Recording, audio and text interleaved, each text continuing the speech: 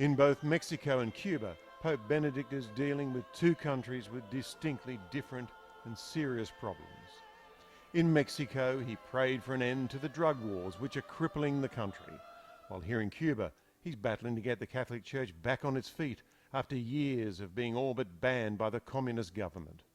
This is one of the few signs of dissension you will actually see in Cuba. They call themselves the Ladies in White, and regularly they march through the streets complaining about the fact that their husbands, their loved ones have been locked up. And interestingly, they are allowed by the government to protest, but only in certain areas. If they move outside the streets that have been agreed on today, they will be arrested.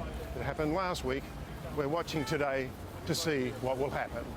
But with all the world's media watching, the local police decided for this day to stay well away.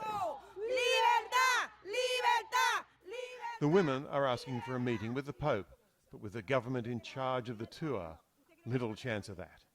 Most striking to any visitor here is the decay you see all around.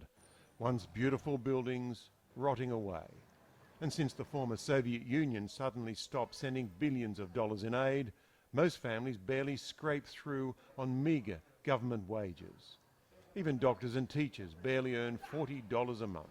Magdalena Haig, now living in the United States, left Cuba when she was a little girl. This week she's back and saddened by what she sees.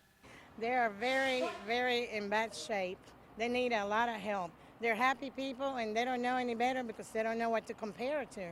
And last night at the nightclub, well, Magdalena let loose and started a one-person economic revolution. Good for her.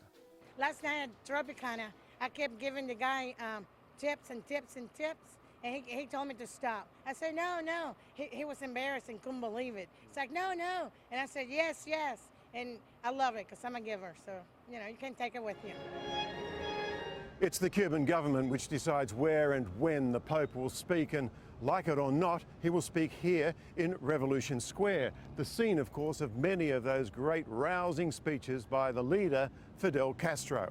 And just as a reminder of who rules the place still, even though he'll be speaking to hundreds of thousands of people here, the Pope will also be looking up at that 10-story high vision there, the vision of the revolutionary hero Che Guevara.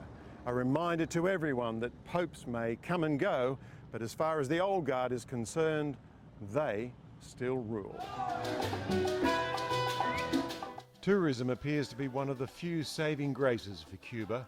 While most Americans are still restricted by the US government from coming here, the rest of the world is pouring in for a look at what appears to be a country frozen in the 1950s. Look at the cars. They're definitely not here just for show. We'll talk about the family car. This is probably about the best example you'll get anywhere in the world.